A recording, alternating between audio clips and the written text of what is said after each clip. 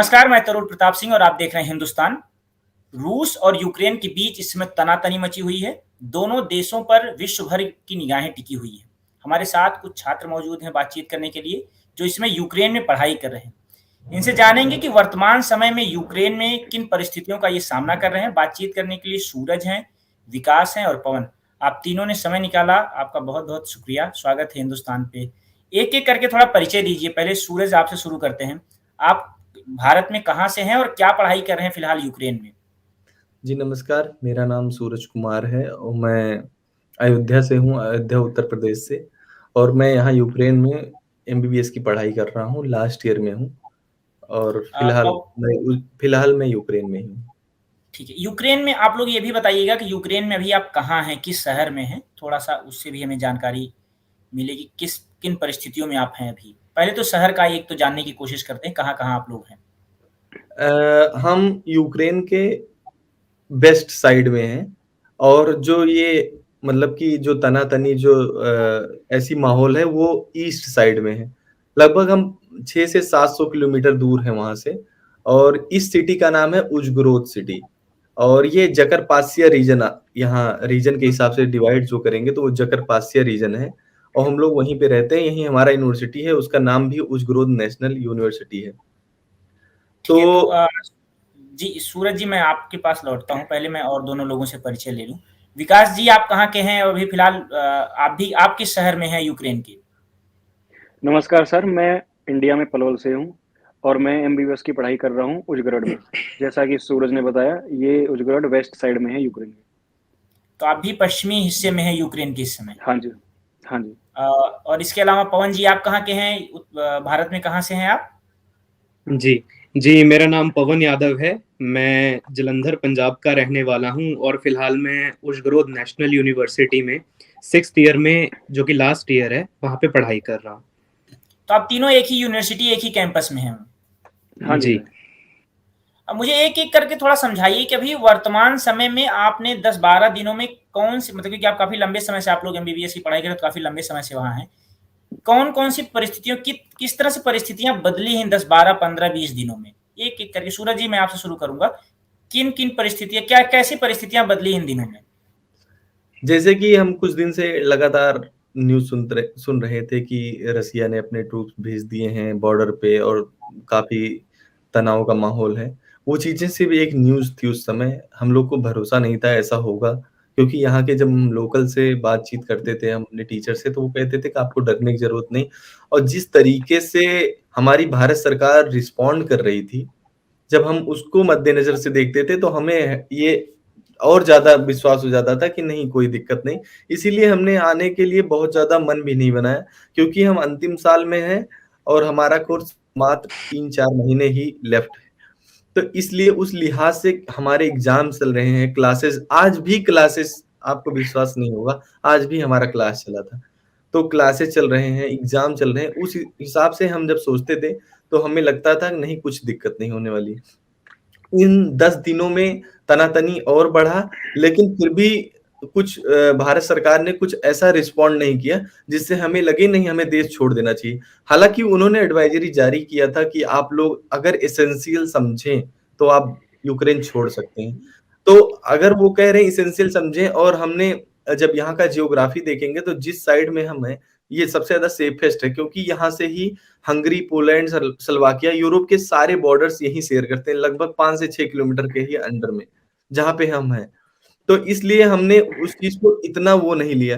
लेकिन जब आज सुबह उठे और खबरें पढ़ने लगे और देखने लगे, तो पता चला कि नहीं, इन्वेजन हो गया है, अब क्या करें?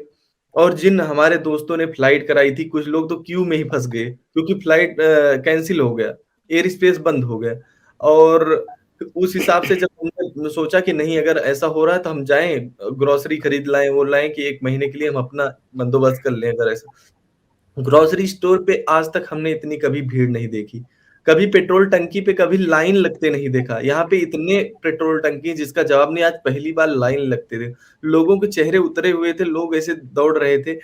मतलब कि एटीएम में लाइन तो कभी सोच ही नहीं सकते, यहाँ एटीएम में इतने ज़्यादा एटीएम है यहाँ पे, भारत जैसे 4-5 एटीएम नहीं होता।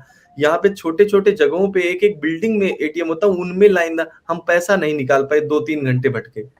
आखिरकार हम ग्रोसरी पे गए, किसी तरीके से सामान लेके वापस आए। इस तरीके से टेंशन का माहौल यहाँ पे बिगड़ा और ये आज सुबह से हुआ, कल तक कुछ भी दिक्कत नहीं था, सिर्फ न्यूज़ था हमारे लिए। लेकिन आज सुबह ये सब चीज़ें बिल्कुल बदल गई। विकास, जैसा आप सूरज ने बताया कि अभी अचानक मतलब एक दिन में ही उन्होंने कहा कि एक दिन पहले स्थिति बिल्कुल सामान्य थी, जो भी था सब न्यूज़ में आप लोग देख रहे थे और सुन रहे थे। लेकिन अचानक आज सुबह में उन्होंने कहा कि बाज़ारों में भीड़ और अफरा-तफरी का माहौल उन्होंने देखा। अभी क्या किस तरह की परिस्थितियाँ, जैसे मैंने कहा ना कि एक तो ये बातें सामने आई हैं। दूसरा, क्या पुलिस के स्तर पर या किसी अन्य स्तर पर आपसे बातचीत करने की कोशिश, या आप मार्केट में जा रहे हैं तो लोग आपको किस किस नज़रिए से देख रहे हैं, एकदम कि नहीं जैसे पहले देखते थे वैसे ही ट्रीट कर रहे हैं? कुछ व्यवहार में, वहाँ के लोकल लोगों में व्यवहार में कोई परिवर्तन देखा आप लोगों ने? सर जैसे कि मैं बताना चाहूँगा आपको, एक तो यहाँ पे आज से मिलिट्री लॉ लग चुका है, जिसमें कि कर्फ्यू है 10 से 7 बजे तक ही अलाउड है, जो भी एसेंशियल जिसके काम है, उनको 7 बजे तक ही करने होंगे। दूसरा, अगर माहौल बताऊँ तो थोड़ा डर का माहौल तो ज़रूरी होगा, क्योंकि जैसा कि आप देख रहे हैं 8-9 जगह पे आज हमला हो चुका है, तो लोगों में डर का माहौल तो है। तो अभी नहीं, डर का एक तो माहौल है। मैं ये जानना चाह रहा था कि अभी जब आप लोग मार्केट, जैसे आप गए आज मार्केट गए, तो जो दुकानदार थे या जो सामान बेच रहे थे, उनसे उनका जो नज़रिया था, उनका जो बातचीत करने का तरीका था, क्या आप लोगों ने उसमें कोई अंतर महसूस किया कि नहीं, वो बिल्कुल जैसा सामान्य तरीके से आपसे मिलते थे कि हाँ भाई सूरज जी आप आए, ये सामान ले जाइए, ये सामान आपने खरीदा, पैसा? नहीं, उसमें कोई आपने लोगों बदलाव का देखा विकास, कि ऐसे ही सामान्य ही था? लोगों का व्यवहार तो सामान्य था, बट ऐसा था सब लोग अपना जैसे कि सामान लेने में जुटे थे। सबको ऐसा लग रहा था कि 1-2 महीने का सामान ले लें, तो सबको कोई ऐसे खास आपस में बात नहीं कर रहा था। सब जैसे अपना-अपना जो सामान लेने हैं, सब अपने काम में लगे हुए थे। ठीक। पवन, अभी घर से बातचीत हो रही है आप लोगों की कि नहीं? कि बातचीत होती है तो घर वाले क्या रिस्पॉन्ड कर रहे हैं? किस तरह से क्या कह रहे हैं? आने के लिए बोल जी रहे हैं क्या? जब से घर से मतलब न्यूज़ वगैरह इंडिया में आई कि पुतिन ने कह दिया कि अब हम अटैक लॉन्च करेंगे, उसके बाद से जब रात को जब हम सोते हैं तो नॉर्मली अपना फ़ोन साइलेंट कर देते हैं, क्योंकि काफ़ी देर तक पढ़ना होता है, लास्ट ईयर है हमारा। तो जब हम सो के उठे तो उस दौरान हमने देखा 25 फ़ोन कॉल। तो मेरा एक मित्र है, उसने आके मुझे जगाया, रूममेट ने, कि भाई उठो उठो, एकदम से इन्वेजन हो गया है। तो उसके बाद जब फ़ोन देखा तो घर वालों ने कहा फ़ोन क्यों नहीं उठा रहे थे। और वही बात है कि सब एकदम डर गए थे घर वाले कि क्या हो गया, वहां से अब निकलने का क्या है। क्योंकि सुबह उठे तो पता चला कि इन्होंने तो जो एक पास में इवानो एयरपोर्ट है, इन्होंने वहां पर बॉम्ब ब्लास्ट किया। इन्होंने स्पेशली कुछ जो स्ट्रेटेजिक टारगेट्स हैं उनको इन्होंने निशाना बनाया, सिटीज के अंदर अटैक किए इन्होंने। और क्या कहते हैं, हमें लगा था पहले कि जो फाइट है नॉर्मली ईस्ट साइड पे लोकेटेड रहेगी, लेकिन सुबह ये भी हमें पता चला कि जो फोर्सेज हैं वो नॉर्थ ऑफ कीव तक आ चुकी हैं, और लवीव के कुछ हिस्सों में भी शायद इन्होंने क्या कहते हैं बॉम्ब्स वगैरह ड्रॉप किए हैं। घर वाले उसी वजह से बहुत ज्यादा डरे हुए थे। काफी घर से फोन आ रही हैं, सभी लोग वैसे चिंतित हैं, लेकिन हमने उनको पूरा मनाया है और समझाया है कि हम जहाँ पर हैं वो एरिया काफी हद तक सेफ है। यहाँ तक वैसे मुश्किल है बात पहुंचेगी, ये हमने उनको ये बताने की कोशिश की है। सूरज, यूनिवर्सिटी के लेवल पे कोई बातचीत आप लोगों से की गई क्या, वाइस चांसलर या उनके ऑफिस से, या अगर कोई और अन्य अधिकारी आप लोगों से बातचीत किए, खासकर इंडियन या जो भी फॉरेनर स्टूडेंट्स हैं जो वहाँ पढ़ाई कर रहे हैं एमबीबीएस, क्योंकि सिर्फ इंडिया के स्टूडेंट तो होंगे नहीं, बाहर के भी स्टूडेंट होंगे, तो वो उनके साथ कोई बातचीत यूनिवर्सिटी कर रहा है आप लोगों से क्या? यूनिवर्सिटी हमारे कॉन्ट्रैक्टर्स हैं, उन्होंने बात किया है, मतलब कि ऑनलाइन कराने के लिए कहा है कि जो बच्चे हैं यहाँ पे उनकी ऑनलाइन पढ़ाई हो, बाकी जो असली हमें मैसेज मिलता है वो सब भारतीय एम्बेसी से मिलता है। तो हम उनका ट्विटर हैंडल और फेसबुक हैंडल फॉलो करते हैं, वहाँ से हमें इन्फॉर्मेशन मिलती रहती है।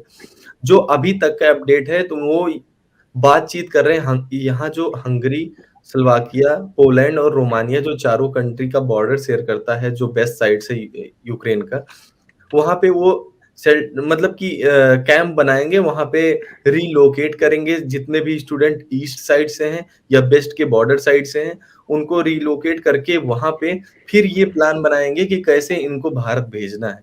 जैसा कि अभी तक इंफॉर्मेशन मिला है, इस पे काम चल रहा है। हम लोगों ने भी संपर्क किया उनके अधिकारियों से, जो भारत के अधिकारी हैं यहाँ पे, हम उनसे संपर्क किया, उन्होंने यही सेम जवाब दिया कि हम लोग प्लान बना रहे हैं, कैसे आपको वहाँ पे हमें शिफ्ट करना है, उसी की चर्चा चल रही है।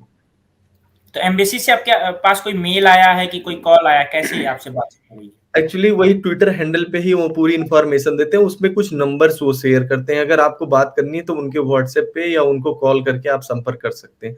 जैसा कि आप जानते हैं कि यहाँ पे 20,000 छात्र हैं, वो हर स्टूडेंट को बात करने में तो सक्षम नहीं है अगर आप फ़ोन करें, लेकिन अगर व्हाट्सएप पे करोगे तो एक कॉमन फॉरवर्ड जो है वो आपको देंगे कि मतलब आप यहाँ पे रहिए, आप सुरक्षित रहिए। विकास, कोई प्रिकॉशन एम्बेसी की तरफ से आप लोगों को दिया गया है कि किन बातों का ध्यान रखना है, किन बातों का नहीं ध्यान रखना है, या यूनिवर्सिटी की तरफ से, या जैसे आपने कहा ना सूरज ने कि कॉन्ट्रैक्टर्स वगैरह हैं, तो उनकी तरफ से कि किन किन बातों का ध्यान रखना है? और अभी क्योंकि एक वार जोन क्रिएट हो गया है, तो उस परिस्थिति में किन किन चीजों का आप लोग ध्यान रखने के लिए कहा गया है, हिदायत दी गई है आप लोगों को?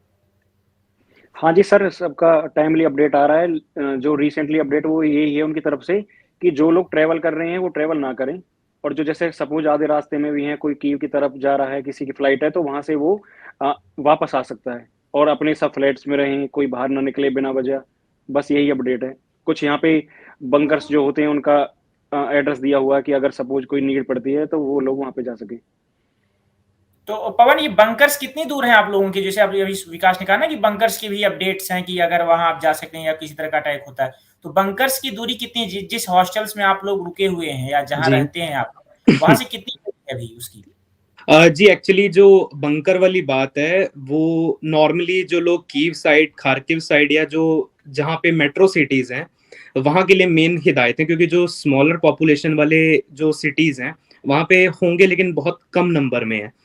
तो ये नॉर्मली जो बंकर वाली इंफॉर्मेशन है उनके लिए है।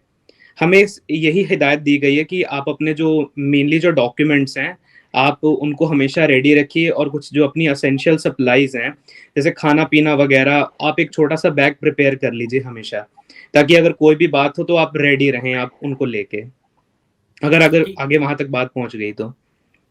तो क्या अभी सूरज आप लोग तैयारी कर रहे हैं वापस आने की, कि अभी वहां मतलब ऐसी परिस्थिति है कि नहीं, कोई घबराने की बात नहीं है, एकदम स्थिति सामान्य है? उस तरह से तो नहीं कहा जाएगा, लेकिन हाँ सामान्य स्थिति अगर हम बात करें तो है। और आप लोग क्या आने की सोच रहे हैं वापस, या अभी क्या करने का इरादा है आप लोग का वहां पे रह के? यूक्रेन में रह रहे अगर हम सबका स्टूडेंट जो इन सबका रिप्रेजेंटेशन करें तो सामान्य हालत नहीं है, सिर्फ हमारे लिए थोड़ा सामान्य है क्योंकि हम जहाँ हैं यहाँ हमला नहीं हुआ। लेकिन जो अदर जगह पे हैं, जब हम उनके बारे में सोचते हैं जहाँ पे हमला हुआ वहाँ स्टूडेंट पढ़ रहे हैं, उनसे जब हम बात करते हैं तो उनकी स्थिति बहुत गंभीर है। वो लोग डरे हुए हैं, सहमे हुए हैं, वो सोच रहे हैं कि कैसे हम यहाँ से जाएँगे। और कुछ जब तक इन्फॉर्मेशन कोई एग्ज़ैक्ट नहीं आ जाता, अगर मान लो इन्फॉर्मेशन आ भी जाता है, तो ट्रेनों में इतनी भीड़ हो गई है और एयरपोर्ट तो ब्लॉक ही हो गया है, एयर स्पेस ब्लॉक हो गया है। तो कुल मिला के अभी जब तक कोई एग्ज़ैक्ट कोई इन्फॉर्मेशन एम्बेसी की तरफ से नहीं आ जाता तब तक तो एक प्रकार से टेंशन का माहौल है और हमारे लिए थोड़ा कम है, लेकिन उनके लिए उनकी क्या परिस्थिति है, कैसा उनका मन विचार है, उसके बारे में हम कुछ कह भी नहीं सकते। और लोगों से क्या विकास आप लोगों की बात होती है क्या? और जो छात्र हैं, जैसे आपने बताया ना कि पूर्वी इस तरफ जो यूक्रेन के हैं, क्या उनसे कोई संपर्क या उनसे कोई बातचीत, कोई छात्र वो वहाँ की परिस्थितियों को लेकर आपको कोई अपडेट दिया उन्होंने? जी देखिए, जैसे हमारे कुछ मान लीजिए जान पहचान के लोग जो कीव के आसपास हैं जो गए थे, वो लोग इंडियन एम्बेसी तक पहुंचे, लेकिन इंडियन एम्बेसी के अंदर ऑलरेडी से पहले से बहुत सारे स्टूडेंट्स वहाँ पे मौजूद थे, तो वो हर किसी को तो अंदर एंट्री नहीं दे रहे थे। तो बाद में जब काफ़ी जब हुआ तो उन्होंने फिर एक स्पेशल कोई जगह उनको एलोकेट की है, और वहाँ पे मतलब उनको सप्लाईज वगैरह प्रोवाइड की गई हैं जहाँ तक हमें पता चला है हमारे फ्रेंड्स वगैरह से। और उनको हिदायत, और जो लोग कुछ ऐसा था, कुछ लोगों ने अपने फ्लाइट्स के टिकट्स कराई थी जो कीव की तरफ जा रहे थे। तो जब ये न्यूज़ पता लगी कि वहाँ पे ब्लास्ट हो रहे हैं, और जो क्या कहते हैं और मतलब जो प्लेन्स हैं, जैसे एयर इंडिया की फ्लाइट आ रही थी वो वापस इंडिया की तरफ चली गई थी, तो उनको यही कहा गया कि आप लोग वापस अपनी जगहों पे चले जाएं, क्योंकि जो नॉर्मली जो छोटी सिटीज़ हैं वो रिलेटिवली जो कीव जैसी एरियाज हैं उनके मुकाबले सेफ हैं। अच्छा, अब मैं एक लास्ट कमेंट आप लोगों से जो जानना चाहता हूँ कि अभी आप लोग फाइनली क्या सोच रहे हैं? वापस आना है, और आना है तो एम्बेसी उसमें किस तरह से रोल निभा रही है? क्या चाहते हैं भारत सरकार से आप लोग? एक-एक करके बताएं कि भारत सरकार, सूरज मैं आपसे शुरू कर रहा हूँ, कि भारत सरकार से आप क्या चाहते हैं? किस तरह की मदद आप लोग जो यूक्रेन में जो छात्र हैं, वो क्या चाह रहे हैं? किस तरह की मदद चाहते हैं? पहले हमें एक श्योरिटी चाहिए कि अगर हम यहाँ से अपनी पढ़ाई छोड़ के जा रहे हैं, एग्ज़ाम छोड़ के जा रहे हैं, उसके बारे में भारत सरकार कैसे यूनिवर्सिटी से अपना कन्वर्सेशन करता है, कैसे उसको कम्युनिकेट करता है। इसकी श्योरिटी चाहिए कि हमारे डिग्री में, क्योंकि हमने 6 साल यहाँ पढ़ाई किया है, उसकी हमें श्योरिटी चाहिए कि वो कैसे हमारी सब चीज़ों को मुकम्मल करते हैं, नंबर 1। नंबर दूसरी, हम जाएँगे किस रास्ते से जाएँगे, यूरोप के रास्ते से या यूक्रेन से ही? नंबर दूसरा। नंबर तीसरा कि जो हमारे जितने भी यहाँ पे स्टूडेंट, जो इनके ढेर सारे हमारे सामान भी हैं, किताबें हैं और बहुत कुछ है, वो हम कहाँ रखेंगे? ये सुनने में एक शायद हँसी वाली बात लगे, लेकिन यहाँ पे सबसे बड़ी समस्या ये भी, अगर क्योंकि जितने भी स्टूडेंट यहाँ यूक्रेन छोड़ के जा रहे हैं, सभी ने पहले से ही फ्लैट छोड़ दिया था अपना। तो उसको रखने के लिए भी एक उचित स्थान होना चाहिए और हम आएँगे तो हमारी डिग्री में कोई दिक्कत ना हो, क्योंकि सबके मन में यही डाउट है, हम लोग इसीलिए फ्लाइट नहीं कराए थे। सबसे पहली बात, फ्लाइट का रेट इतना ज़्यादा था, नॉर्मल फ्लाइट का रेट था 25 से 30,000, भारत सरकार ने उसका दाम रखा था 70,000।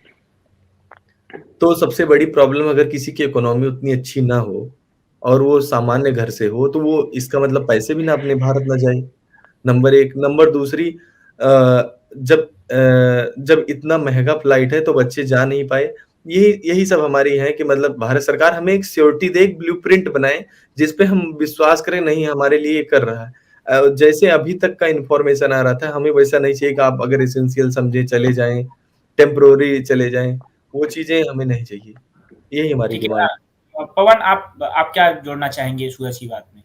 जी, सूरज ने काफ़ी हद तक बातें तो इसमें बता ही दी हैं। मेनली तो प्रॉब्लम यही है कि हमें पहले तो अब लग रहा है कि हमें इंडिया जाना ही पड़ेगा, जैसे हालात बन चुके हैं। और लेकिन दूसरी चीज़ इसमें ये है कि हमारी पढ़ाई को जैसे सिर्फ अब 2 से 3 महीने रह गए हैं, उसके बाद हमें हमारी डिग्री मिल जानी थी, तब हम इंडिया जाते। तो बस उसकी अगर भारत सरकार थोड़ी श्योरिटी करा दे कि आप इंडिया आइए, आपको किसी प्रकार की परेशानी ना झेलना पड़े। और जैसे कुछ बार क्या हुआ था, जैसे 2014 में जब क्राइमिया वगैरह पे और क्राइमिया पे जब अटैक हुआ था डोनेस्क में, तो वहाँ पे हमारे काफ़ी सारे इंडियन स्टूडेंट्स पढ़ रहे थे। तो जब अटैक हुआ, वो लोग इंडिया चले गए, तो जब वो लोग वापस आए तो उनको 1 साल अपना दोबारा से रिपीट करना पड़ा था। तो हम चाहेंगे कि हमारे साथ वो चीज़ ना हो।